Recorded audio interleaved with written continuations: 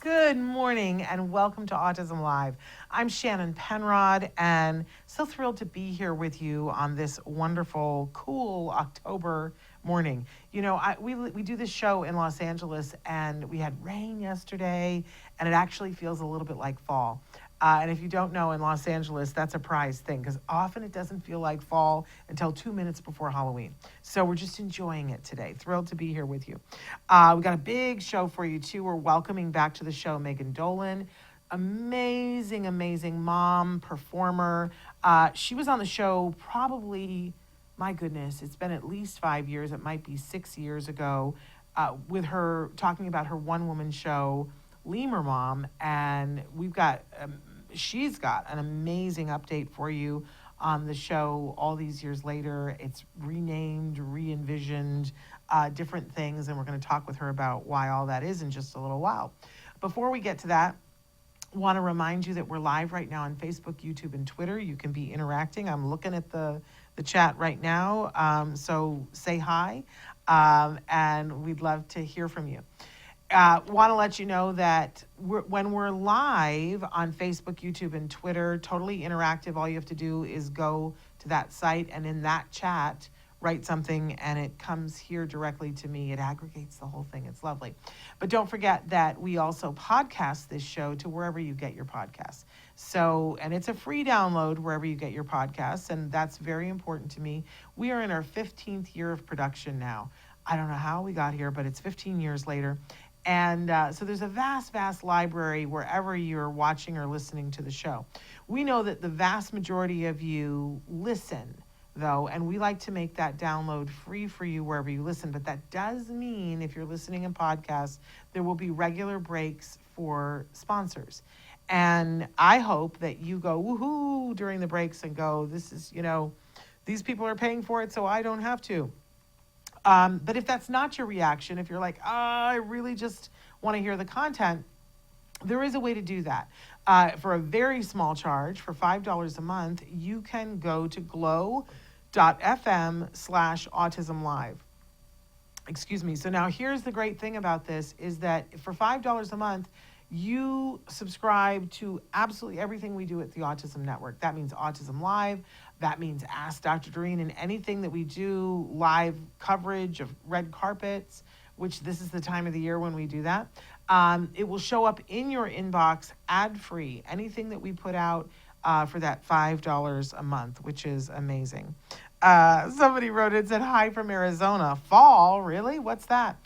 I know. It's a very funny thing because I'm a big fall person. I love the fall. I grew up in upstate New York and love, the apple cider, going apple picking, the fall leaves, all of that stuff.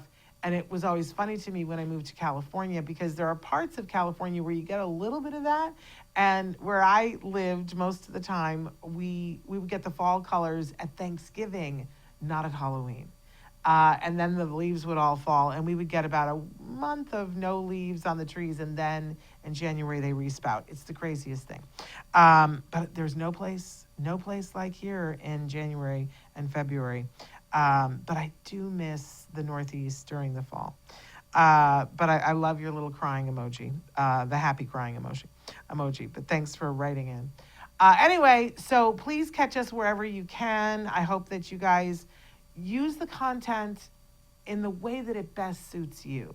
You can go to any one of our sites and you can search topics and see what we have in the library. It's possible that we've already had the guest on that you wanted to see. We might have had them on more than once. Like today's guest, it's been at least 5 years, maybe 6 years.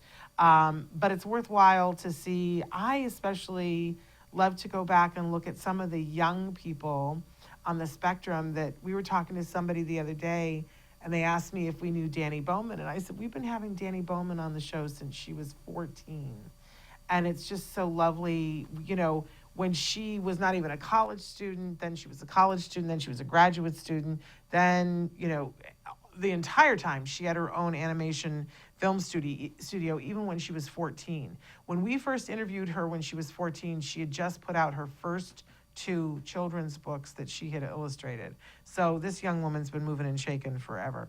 But of course now, she's on Love on the Spectrum, and And everybody knows who Danny is, which is a very fun thing. But we knew her when, and to see her grow into the amazing young woman she is now, that's just very gratifying. I love watching the first time we ever had Kobe Bird on. And I remember he sat there and he said, I really want to be an actor. I want to be a full-time actor. And he was taking an acting class.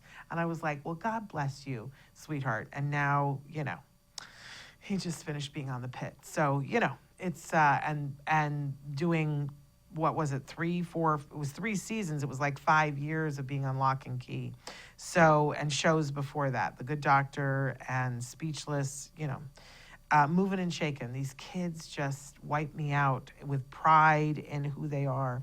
Anyway, we're here and there's a library. Go use what you need and leave everything else behind. If it's not for you, if the guest is not for you, move on to the next thing, but it's there for you. Okay. Also want to talk about a couple of things, but we're going to get to the jargon of the day because this is sort of important. And I say that almost kiddingly because it's hugely important. So much has happened in the last couple of weeks, in the last couple of months, and we've seen that there were huge cuts to the Department of Education that happened in January and February, and we were all very concerned, right? And the Secretary of Education came out and said, because the autism community and the special needs community especially was very concerned about these cuts.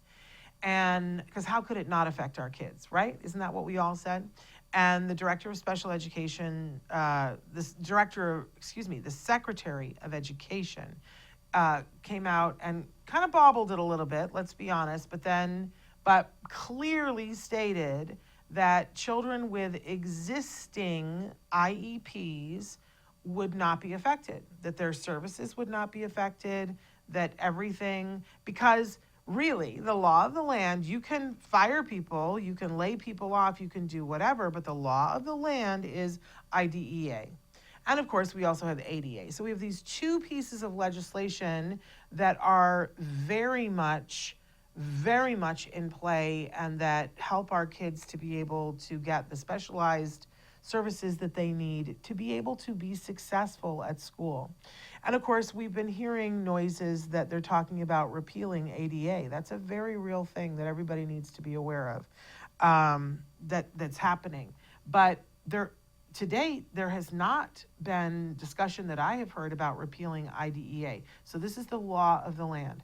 And I've been hearing from so many of you that are in your fall IEPs right now, and you're shocked to discover with your kiddos that have existing IEPs, because you had that promise, right? That suddenly schools are saying, yeah, but your child doesn't need this service anymore. And no, your child doesn't need to be here, doesn't need to be there. And you need to be very mindful about what you agree to, my friends. Very mindful about what you sign off to on the IEPs. I'm urging you to stay the course and not sign IEPs that have taken services away that you know perfectly well shouldn't. We're shocked to see that they're even taking away speech and OT and saying, oh, your child doesn't need it. Your nonverbal child doesn't need speech or OT. Oh, really? It's not funny, but I have no other reaction. It's like so preposterous. But the reality is that they don't have the funding. And so they're looking for where they can cut.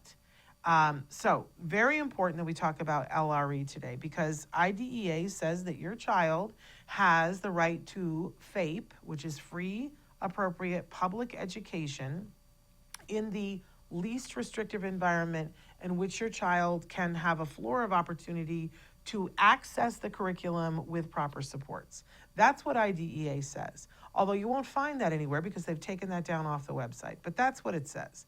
So least restrictive environment is our jargon of the day, because I find this is one of the most useful things to argue with schools. So let's take a look at our first definition for LRE.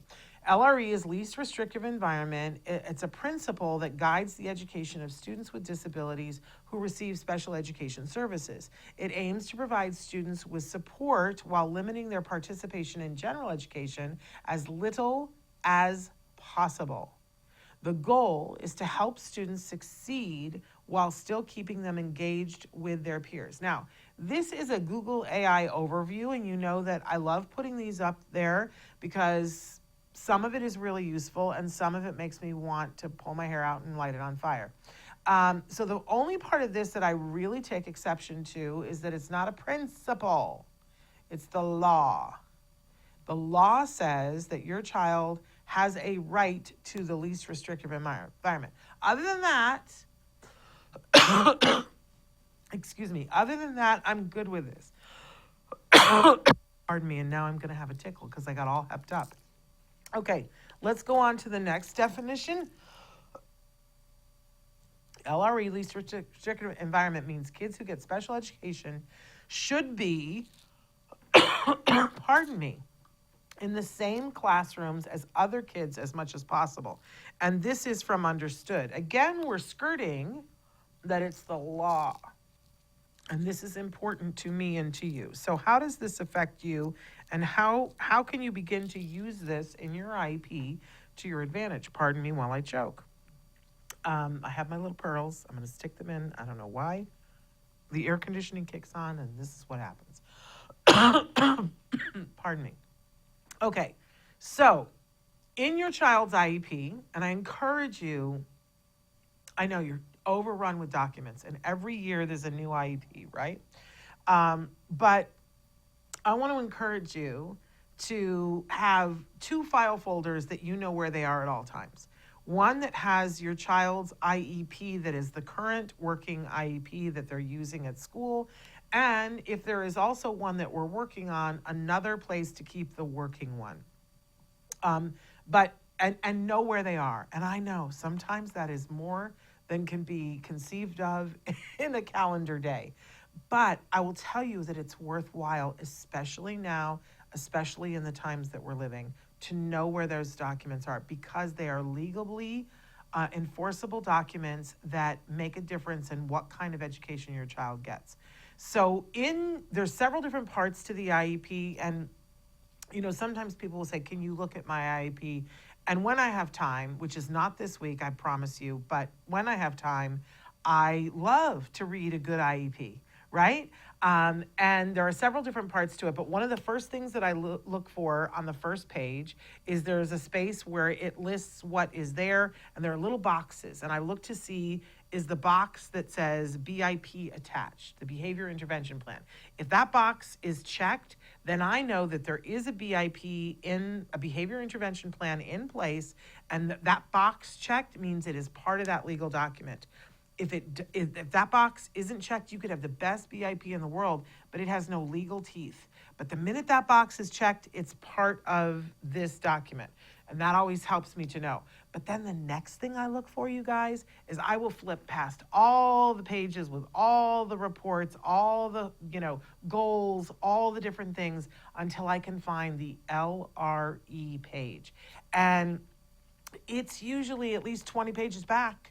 I'll be honest with you, it's like hidden in the mishmash, but it's one of the most important pages in your IEP, because there will be all the things that the school says about your child, about how great they're doing and they're meeting their goals and they're doing all kinds of fabulous things, right? But when you get to the LRE page, they have to explain what the rationale was for why your child cannot be in a regular classroom with a one-to-one aide. You heard me correctly. They're going to explain all the reasons why, even if they gave you a one-to-one aide, why your child would not be successful. And schools are not savvy about this page. So they will say one thing on the first 28 pages, and you turn to the LRE page and it says something completely different. And this is where you hoist them on their own petard. Because they will say something like, the child cannot be successful in this environment because they require one-to-one support in order to be successful, which then you go back to the law and you say, but you're saying with support, they would be able to be successful in the mainstream classroom. Now, I do want to say that being in a mainstream classroom as a former school teacher, that was always my goal. I was like, all of our kids have the right. It says so in the law. And then I had the fabulous Mike Dorsey, who is one of the world's experts on inclusion.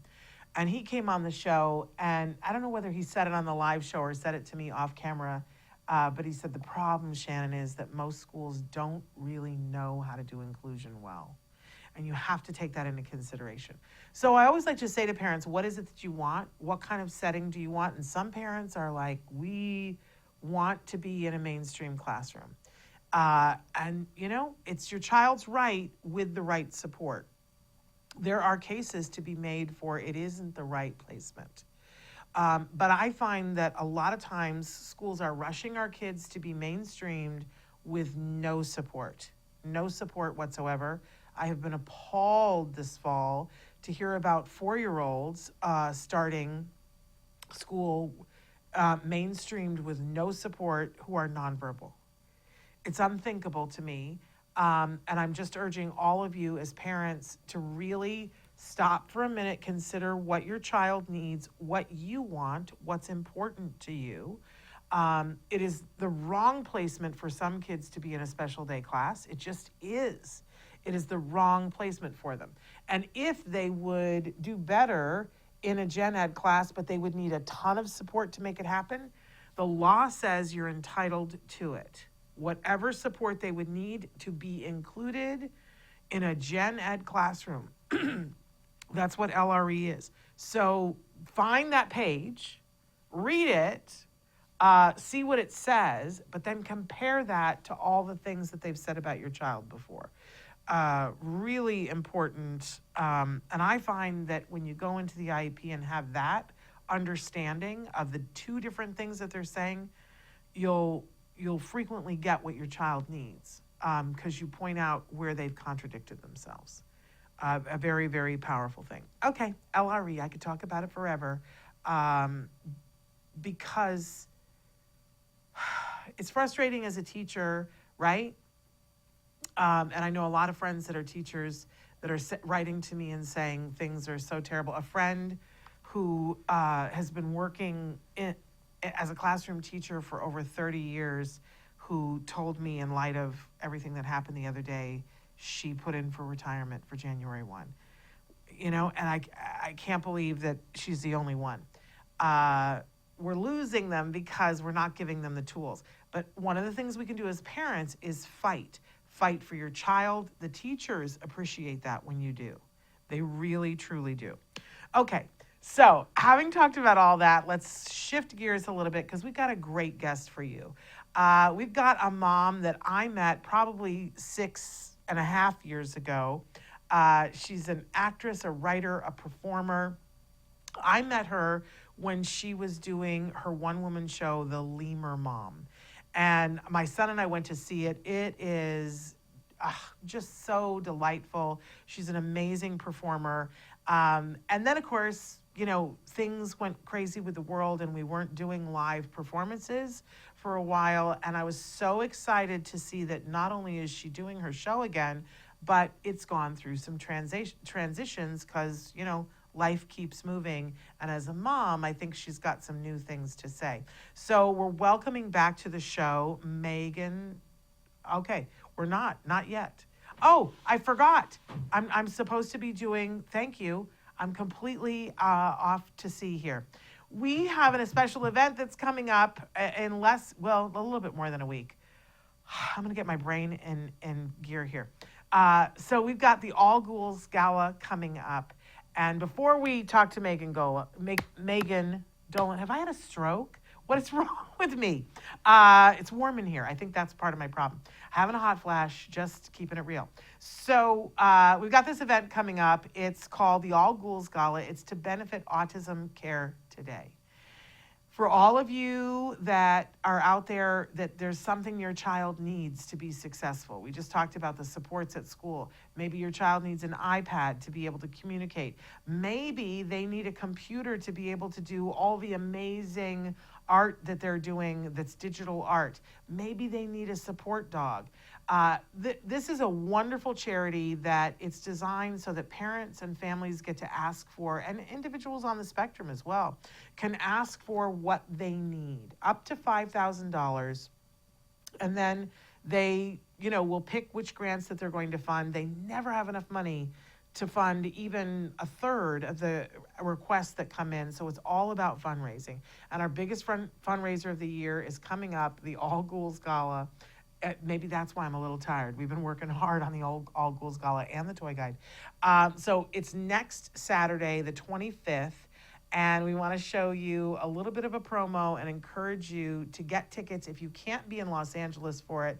There is a place on the website where you can purchase a ticket or make a donation towards a ticket for someone on the spectrum. So check that out, act-today.org, and click on the All Ghouls Gala button or go all-ghouls.gala. All right, but take a look at this amazing party. 1 in 31 children in America have an autism spectrum disorder diagnosis. Early and intense therapies have been proven to be effective, yet most children go without due to financial restraints. Autism Care Today fills a necessary gap by providing assistance for these children today to ensure they have a better tomorrow. Since 2005, Autism Care Today has distributed more than $2 million in grants to families with autism. Areas of support include co-pays for necessary therapies, biomedical testing, assistive technologies such as an iPad, safety equipment such as fencing, social skills groups, and many more. This year, Act Today's annual fundraising event, All Ghouls Gala, will take place on the 25th of October in Woodland Hills. There will be food, drinks, dancing, and a silent auction. Don't miss out on this opportunity to support a wonderful organization. Scan the QR code to get tickets to the All Ghouls Gala and join us in making a difference in the life of a child with autism. So check that out, you guys. It's for such a good cause, but it really, for anybody who's ever been to the party, they will tell you it's the party that you would walk on hot glass to get to. This year we're honoring the amazing Chelsea Darnell. What an incredible young woman. And we're also honoring the show, Love on the Spectrum. In both cases, for their wonderful contributions, we give an award called the Lending Your Voice Award. And it's meant for a person or an entity that has really elevated the discussion about what it is like to be a person on the spectrum. And boy, Chelsea Darnell and Love on the Spectrum have both done that. So, but they're getting awards, but it's also just a party. We've had people say, it is what we all dreamt a Hollywood party would be when we were little kids. That it's that kind of a party, that there's celebrities and influencers there and everybody's in costume and it's dancing and it's fun and it's just a beautiful setting. Wonderful, wonderful, wonderful. So get your tickets. Okay, now I can welcome Megan Dolan to the show. And as I just said, she's a writer, a performer, a mom, and got an incredible voice in this community. So let's welcome her back to the show. Hi, Shannon. It's so good to see you again. How long has it been? Well, okay, it's 2025. I was so glad you mentioned hot flashes because I'm not getting those yet, but the brain fog is really real. But yes, so it is, as I just demonstrated. So it's 2025 now, and I know I came on your show in 2019. Okay. So yeah, that's 6 years, right? That's crazy. And a lot of water has gone underneath the bridge since then. And I know we're going to backtrack in a second, but I mentioned that you were doing a show called the Lemur Mom, but now the name has changed of the show, and it's called Not the Right Mom. That's right. Yes. That raises my temperature because it just does, Megan. And maybe that's what it's supposed to do. Because I'm like, nuh-uh, you are the right mom. I'm already arguing it after just hearing it. So, and you're doing performances again, and I want to make sure that people know that. Where can they go to find out more information about where you're performing and when you're performing before we talk about all the things, and then we'll tell it again? Okay. Nottherightmom.com is my website. And that has all the information for upcoming shows. And the next two shows, I'm going to Minnesota. I'll be in Red Wing, Minnesota on November 15th, and then St. Paul, Minnesota on November 16th. So, girl, you're taking this out on the road. Yes. That's yes. very exciting. Very Thank you. exciting. I find it so funny that the name raises your temperature because I get two different reactions. Like a lot of people go, "Not the right mom." Oh yeah, me too. And then other people are like, "No, that's not." So it's really interesting. Yeah, it makes me itchy, but I think, sometimes you want to like make, have a name that's that kind of, it makes me itchy because I'm like, no, Megan, no, you are the right mom, girl.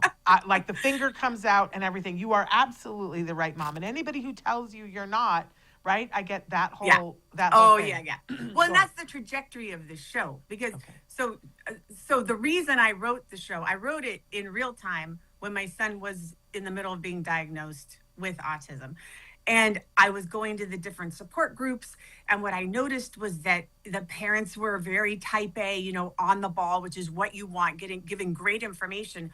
But I internalized that as, oh my gosh, that's not me. Like we're in trouble. My son's at a disadvantage because I'm not that mom. But the show is just kind of an exploration of why I am the right mom, but not for all of the reasons I thought, well, not for all the reasons I thought, not for the person I thought I had to be, but because my connection with him is unlike,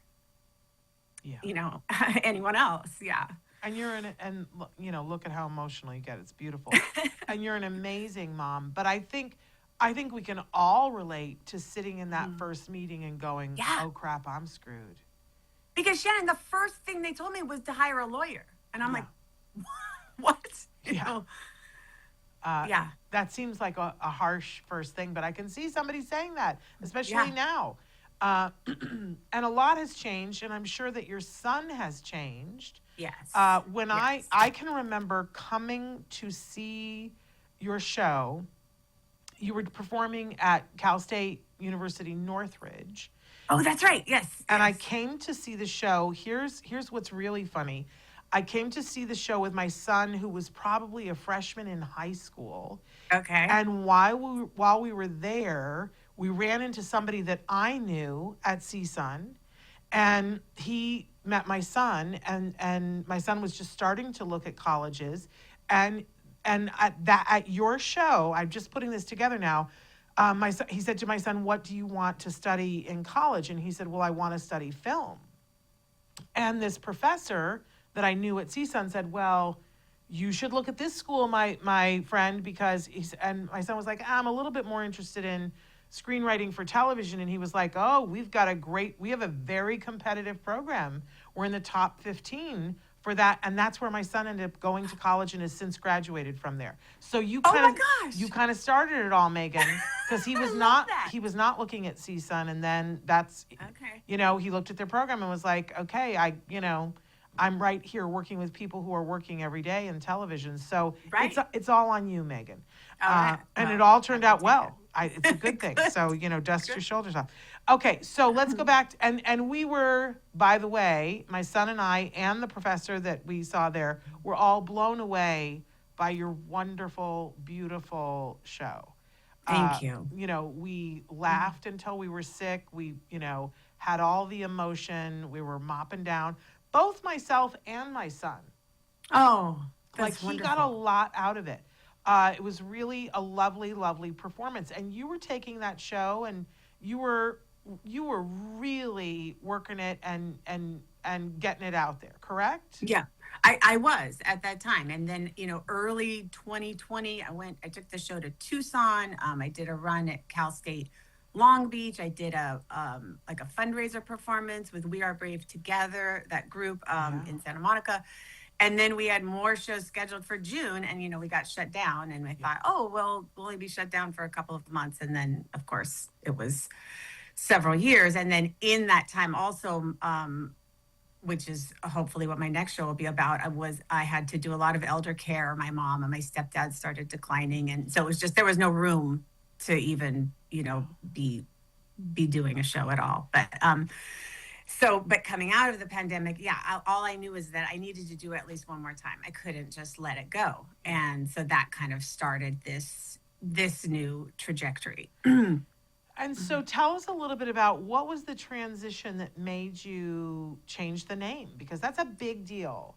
Yes, it's a very big deal. So I performed the show. It was April 2024 at the Curtis Theater in Brea under their Amplify series, which is they try to promote marginalized voices. And so you submit for this program, and I got accepted.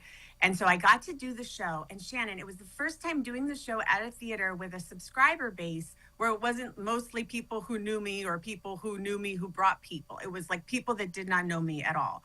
And what was so exciting was the response I got, and they all wanted to know when I was doing it again. Because what I find when I do the show is people will say, oh, my aunt needs to see this, or my cousin needs to see this, or and so that really spoke to me, because I thought, well, this will probably be the last time I'm doing it, because everyone I know has seen it. Everyone's like, you're still doing that show, but so it was very exciting. And then in the audience at that show was a man named Chris Wolf, who's the artistic director at the Torrance Cultural Arts Center. And he called me the next day and said, I would book you in a heartbeat if it had a different title, because he said he couldn't market Lemur Mom. Nobody knows what that is. And once he said it, it just dawned on me. Every time I would say the name, I had to follow it up with an explanation. So I'm like, he's right. So then I just started brainstorming different names, and that's kind of how that started. Well, I also wonder, because it was a subscriber base, there were probably people who are not part of the autism community. Absolutely. Yes. And so was it your first time doing it for an audience that at least a significant portion of them didn't know the autism world? And was that a little bit of a shock for you? Like what they responded to as opposed to an autism audience? Yes. And that was really exciting, realizing that it's kind of a demographic defying show, because the message really is that, when you're thrown into a situation and the stakes are really high, and you're saying, I'm not the right person to handle this, and you have to handle it anyway. And I think everyone can relate to that. Absolutely. It had to have been so exciting to do that show, and then to get that affirmation the next day of somebody calling and saying, hey, I really respond to this. But then you got to change the name. So, and then you really have to change everything, because you had social media and websites and things, and now you got to retool the whole thing. Did it also make you, at that point, because your son was a little bit older, were you adding new material too? Well, okay, so actually what happened was, you're not doing the show for 3 years, and then my director and I went in to look at the script. And what was great is having that space from it made things less precious. And I knew, because I'd done it enough to know which scenes really flew, which scenes were clunky. And so we really went in and examined those scenes and figured out exactly what wasn't working for me. And now we were able to make it just really, really tight. So there's not necessarily new material. It's actually probably like trimmed down even more. But it almost feels to me, I mean, of course it's a personal story, but it's as an actor, it's so much fun to play with all these characters, and getting to do it enough, I start to inhabit the characters, as real as the Megan character, where I used to feel like I just visited the characters, but I was playing Megan. And now it's like, oh, I can see out of their eyes now, because you need stage time to be able to get to that point. And it's really exciting. It is so exciting. I can't wait to see the new show. So you mentioned that you've got some shows that are happening. Tell us again, in Minneapolis and St. Paul. Yes. So the Sheldon Theater in Red Wing, Minnesota, and that one's on the November 15th, and then the O'Shaughnessy Theater in St. Paul, Minnesota, and that's on Sunday, November 16th. And those two theaters was really wonderful. They worked together to bring me in with something, I've learned so much, Shannon. There's something called routed dates, where they'll book your show, they don't share an audience, so they can bring me in and have two different audiences, and then it's less expensive for them to bring me in, if that makes sense. Totally. And they have they're really developing a culture of they're having sensory friendly performances, and this is part of their mission is to bring more people to the theater with who are neurodivergent. How wonderful. But also they're going to, I think we've already established that this is a show for everyone. I know when we went to see the show, then I was talking about it with everybody and saying, oh, and there actually were a group of moms that came down to that performance that you were talking about in Santa Monica, because I was like, I don't know when she's doing it again, and it's close enough, you should go. I definitely think I love that you're finding that you already have word of mouth in the autism community, but I love that you're also finding a wider audience for this. And so then I think your goal is now to really double down and take this pretty much everywhere, right? Yeah, so I discovered the Performing Arts Center world, which has these conferences. So I've been going to conferences. You can kind of see the banner that I have Very behind me, and I have a little table. And what you'll do is you'll do a 15-minute showcase for all of these presenters who book these performing arts centers. And so that's how I've gotten these bookings. So in March, I'll be in Tacoma, and then in April, I'll be at Torrance, Rancho Cucamonga, and in Poway Performing Arts Center. So there are some local shows coming up in the spring. All right. Well, don't let it go off my radar, because the Center for Autism and Related Disorders has a center that's really close to Poway. So remind me, and I'll send a flyer to everybody so that they know about that. Because it's a great show, Megan. And how wonderful that you're finding the way to do this and already thinking about your next show. Yes. It's just really hard to promote one show and write the next one. I'm finding that I maybe I would like to have a team helping me, but I don't currently have that. It's just me. Let's speak that into the universe. Yes. So here's the next thing that I am interested in. Because your son, and I don't know how much you're okay talking about your son and what you have approval to talk about and whatnot. Yeah. So if I say something, say, yeah, we'd rather not. But I'd love to know, because had he seen it when it was first the Lemur Mom? So he was so little that he hadn't seen it. So I think he was, let's see. I mean, I started writing it in 2015 and didn't perform it until 2018, 2019. So he was like in third grade. And I didn't want him to see it because I didn't want him internalizing like, I caused mommy stress. So, but it was just something I had to do because I really feel strongly that it's my story, and so, no, he didn't see it. And then, through the pandemic, and we decided to do it again. And then by that time, he was in the 6th grade, I want to say. And we had a video of the show. So we sat down with my daughter, who's 2 years younger than him. So he was in 6th and she was in 4th grade. And we watched the video. And it was so funny because he'd be watching it. And then he'd kind of look at me and go like, it didn't happen exactly like that. I'm like, creative license. Like you need an arc, anyway. Yeah. And he gave me permission to do it, but he had one request, which was completely valid. He said he wanted me to change the names because I had just been lazy and used all our real names. Okay. So because it had been 3 years, it was easier for me to rememorize it with different names. So my name is the same, but everyone else's name is different. I love that. And I love that that's what he asked for and that you honored that. So has he seen the new show then? He does not have the desire to see it in the theater. And I respect that 100%. Yeah. Wonderful.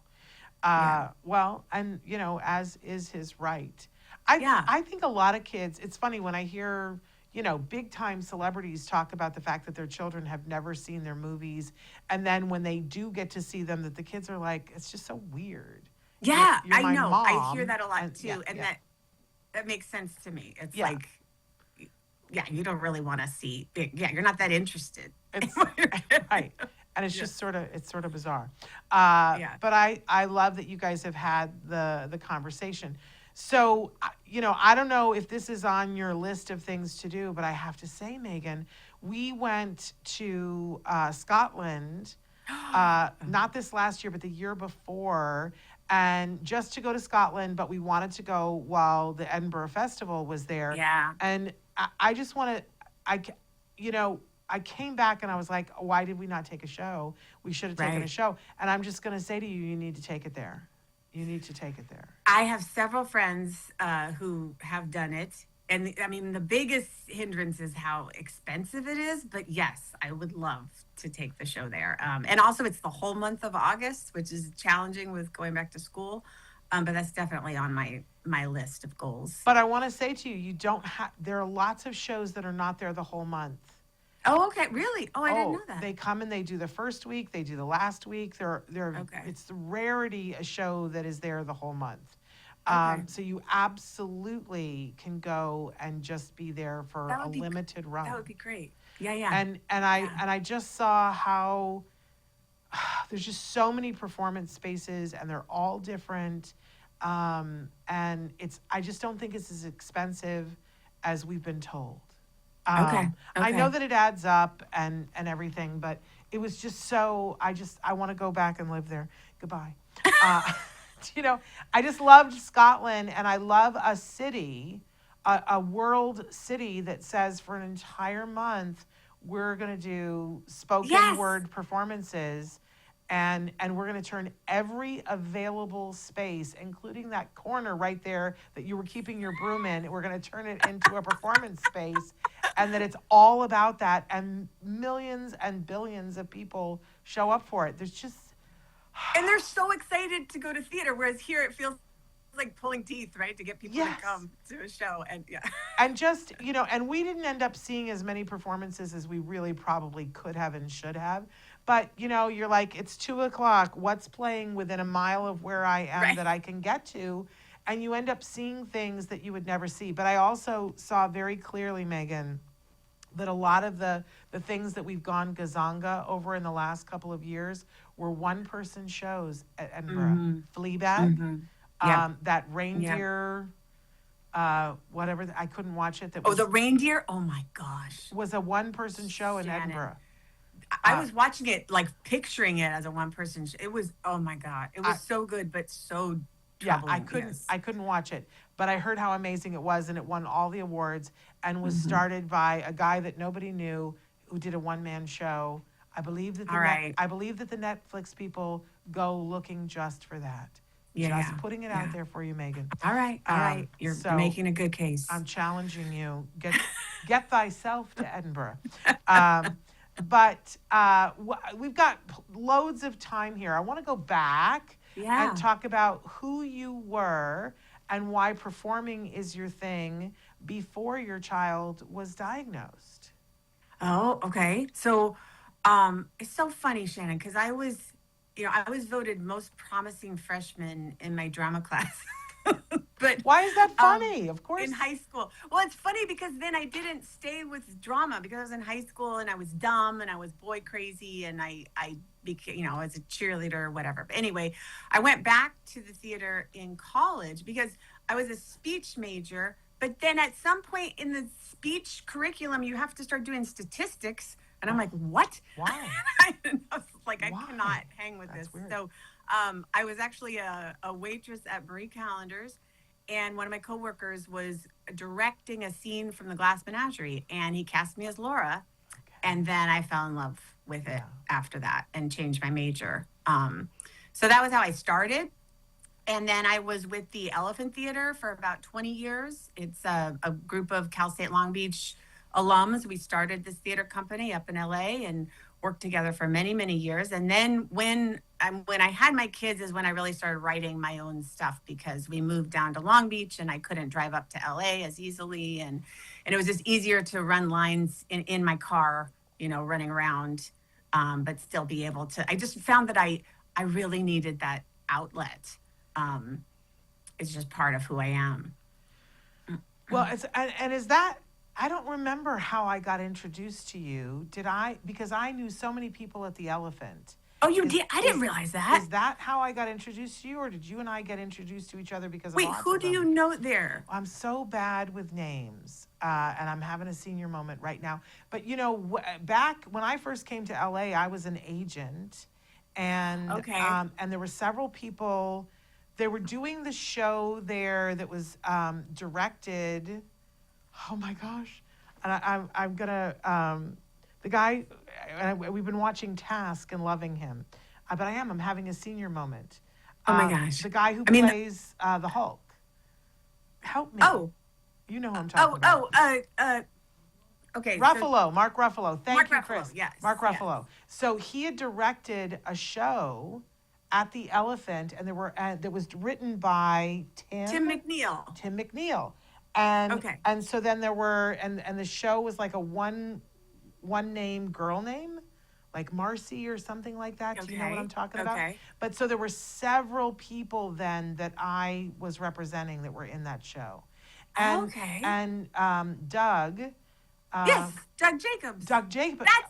That's how we met, because I went to college with Doug Jacobs. Okay. And so anytime Doug was doing something at the Elephant, I was coming to see it. So, okay, so now we know the 6 degrees of separation. Yes. So Yes. and Doug, who I love. He's the best. He's so wonderful and so talented.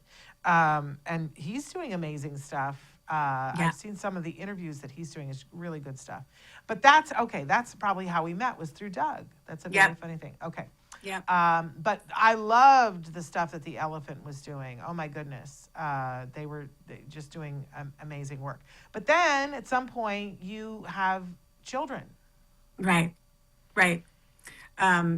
Yeah. And we were living in Glendale when we had my son, and this is part of in the show. He just didn't sleep.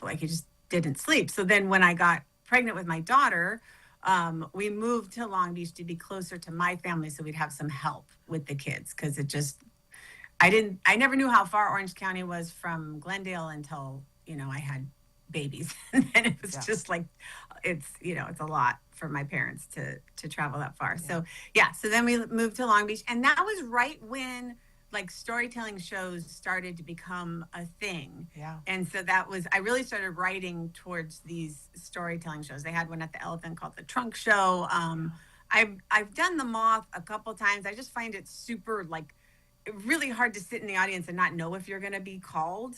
It's just very nerve wracking. And to be out, late on a school night is something that's difficult for me too. So I don't think I realized that for the Moth, you don't know if you're going to get up.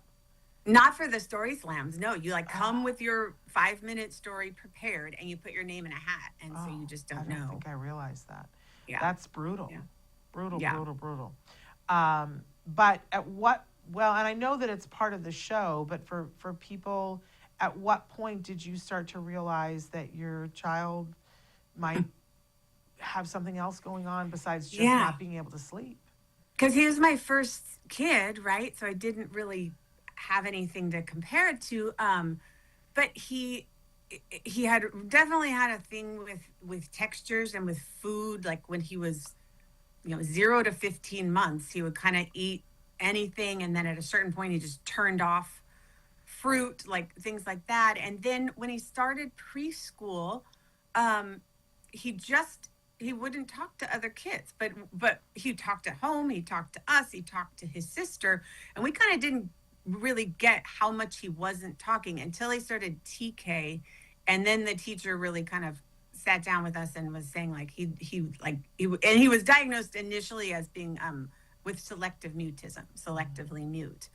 And then as we were working with the child psychologist, it kind of, she realized he was on the spectrum and was selectively mute. So that was kind of how it unfolded. But it's funny because he was 5 when he was diagnosed, and at the time I was like, oh my gosh, that's so late, because the regional center, you're supposed to get in when they're really young. And I've since forgiven myself for that, but because he was super verbal, he was super using very high level vocabulary words, and then to come to find out that is also can be a sign, of autism as well. So I just didn't know. Sorry, my dog is crying. Do you need to help her? Let me just let him out. I'm going to open the door really quick. All right. Because it's live, you guys, and we always have a rule here that our kids come first. even if we're in the middle of live. There we go. And you know, the fact that it's your child, often we have that there's a dog situation, that the dog needs to come in, go out, or, Oh, you know, yes. it's live. That's, you know, we do it live, and it is what it is. But is she okay? Yes, he's fine. There's a squirrel that's tormenting him Okay. in our backyard I regularly. meant your child. Is your Oh. child okay? I was like, I thought she said it was her daughter. Is your daughter okay?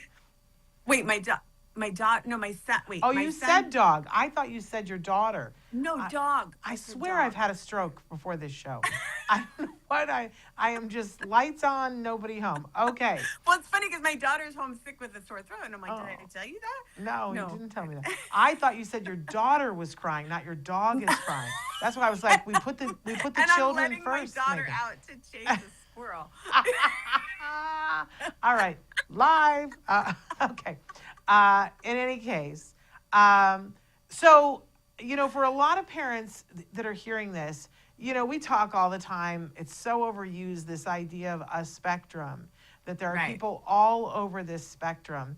Yes. And, you know, and I will say that more and more, as it should be, people are talking about profound autism and, Okay. and the parents who have kids that, you know, are so impacted that it's every minute of every day. Mm-hmm. And I feel like we needed to talk about those parents, but sometimes I feel sometimes that people think that the high functioning, and I hate that term.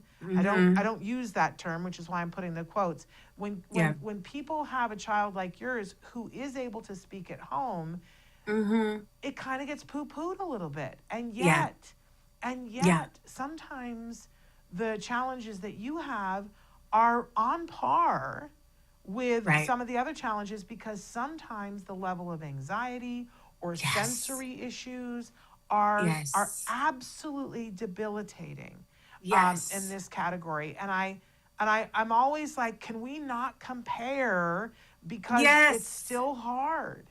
It's still really hard. And I get it that it's very easy to look and go, but your child is speaking. But it Right. isn't everything. I know that you guys, and it's in the show, some of the challenges that you guys have had. Do you feel that sometimes people automatically discriminate against the type of autism that your child has? Well, I think the thing I experience more is just, being, because we were looking for any opportunity to kind of have him be around kids. And so we joined Cub Scouts, and it was that thing of being in this environment and him having a lot of limitations and feeling, I mean, I could have been inventing some of it, but feeling the judgment from other parents, going on a camping trip, and it's like, oh, we had to have special things for him to eat, things like that. Those were the things that really affected my nervous system, and I would be trying to make everything okay for everyone, but what I've found, what's wonderful now too, is doing the show, and my son is now almost 16. So kind of knowing how things work out, at least up until this point, and knowing that it took us many years, but we found our people. We found the families and friends who just love us and accept us, and they don't have any hangups about what he needs to eat for dinner, which is so wonderful. It's wonderful, but isn't it sad that everybody isn't that way? Yeah. Like, why? Why you got to judge? Right. We're getting ready for Thanksgiving, and I'm already hearing from parents who are so stressed about, Yes. we really want to go be with the family for Thanksgiving, but we know that Aunt Barb is going to have Yes. so much to say. And I just want to find Aunt Barb and take her aside and go, why? Why, Aunt Barb? Why do you have things Right. why do you care what he eats Yes. and doesn't eat? Why don't you worry about what's on your plate, Aunt Barb? Which is sort of a Exactly. metaphor for everything in life. Why you got to be worried about that? Right. But I'm so glad that you found your people, Yeah. that Yeah. he can be who he is and you can be Yeah. who you are. And Yeah. that's the I mean, best I'll never feeling. forget, Shannon, the first time he was going to eat dinner over at our friend's house, and the dad, he was so sweet, invited him over, and I just looked at him. I was like, really? Do you you know, and it's like, I felt like I had to give him the whole spiel of like what he'll eat and what he won't eat. And like, he's like, okay, like, we just want to have him over for dinner. It was just the most, I don't know, just the most generous. And I'm sure to him, it was just no big deal, but it just meant the world to me. But isn't that special? The people that is no big deal to. Yeah. Yeah. Because we've all met the person that it's, well, why can't they just do this? Right. Right. Yeah. Yeah. But I think we're finding out that for those people, their rigidity is the thing that needs to be diagnosed. That's what my therapist always talks about, is like, some people respond to stress with rigidity and some with chaos, you know, and it's like trying to have those people work together is very challenging. Yeah. But just the judgment piece of the judging your parenting and why, you know, why does your child need to have this and why can't you just make that work? Yes. Right. It's so stressful.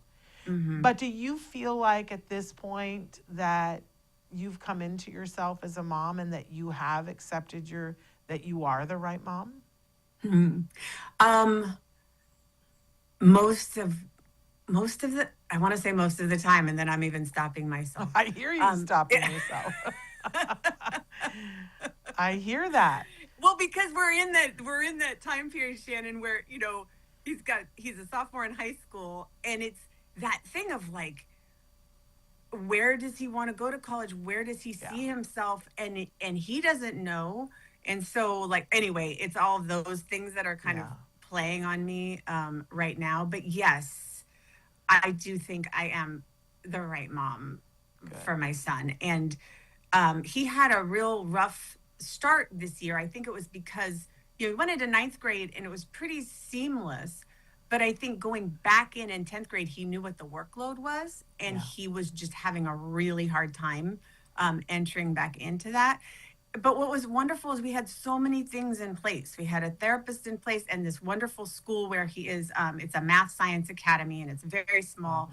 And they worked with us, and everybody worked together to figure out a schedule that would work for my son, you know? And I was just so grateful because I thought I was going to have to fight.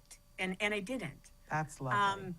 And I kind of stopped, you know, for a second. I was like, oh my gosh, like, we have these things in place. We thought carefully about where he was going to go to school, you know, giving myself a little bit of a pat on the back for how about a big pat on the back? No, I mean, you know, and I have just lived through all of that. Yeah. I mean, I think I really was almost exactly at that point when we first met. And now, you know, completely graduated from college, I can tell you it flies by. And that my experience of it is just when you think, you know, it's like, okay, we've crested that, there's a new mountain to climb. Yeah. Yeah. And always. and it's like, and I still bring to it like, oh my gosh, how are we going to do this? But the truth of the matter is that I'm out of the picture now, Megan. It's now how is he going to do that? Because he keeps showing us. So anyway, I'm here for you if at any point you're like, because people were there for me. But it's a very fun ride. And celebrate all the things to celebrate. Is one of my big pieces of advice. When my son, we didn't know if we were going to get high school graduation because he graduated on literally the first day in Los Angeles that people could gather again. Oh my gosh. So it was really biting the nails. Are we going to get a graduation ceremony? And then when he was graduating from college, which is an extremely expensive thing, I remember my husband was like, well, surely we don't need to do all this. And I was like, oh yeah, no, we're doing it all. Yeah. We're doing it all because we're only doing this once. That's right. But, you know, now we're already talking about grad school. So, but it's all good, Megan. It's all going to be fine. And I think that the older our kids get, the more that other people get them. I do too. Yes. Yes. And it's like, he's not defined by autism. He's just uniquely him. And there's things he struggles with, and there's things that he absolutely excels at. I mean, my son, he wants to take AP calculus. And I'm like, what? Of course he does. Of course he does. See, so he's going to be in charge of that now, of telling you what he can do. And some of it is you just sit and marvel. Yes. And some of it is me backing off a little bit, Oh, you know? we just were talking about that yesterday. How about you got to slowly take your hands off the clay? Yes. Because it's their Yes. thing now. Mm-hmm. Yeah. Well, you're doing an amazing job. I can't wait to see the new show. We want to remind everybody because we're out of time. Not the Right Mom, and if you go to nottherightmom.com, you'll be able to see all the places that Megan is doing her show. Yes. We also And I have, hope I could come back in the spring to promote the local Yes. shows. We've got your Instagram up there. Megan tells stories with the two little dashes for people to check out. But you know, your Facebook at Not the Right Mom, all of those things. So people need to check out. It's a great night out, whether it's a group of moms or you take, you as a couple, you go out, but it's a great night out. Will spark lots of conversation. You will laugh. You will need a hanky. Get over yourselves. That's good for you.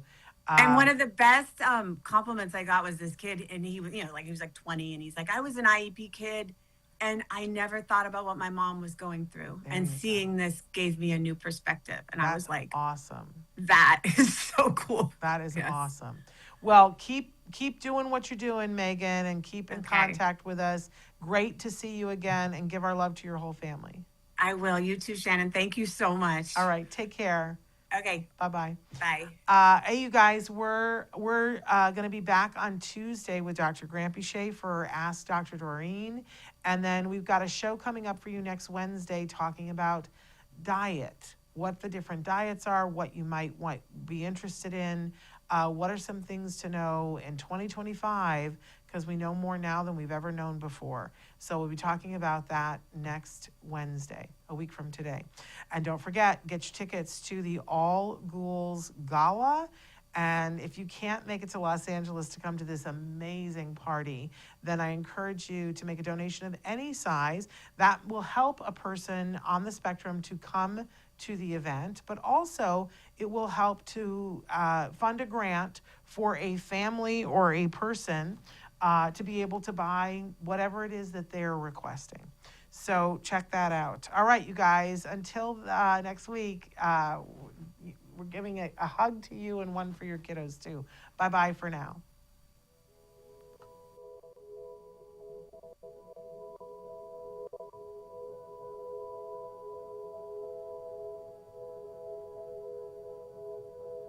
If you found anything helpful in this video, please give us a like. In fact, make sure that you smash that subscribe button on YouTube and give us a like on Facebook.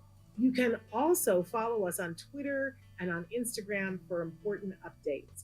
And please download our free podcast wherever you get your podcasts. Thank you so much. See you next time.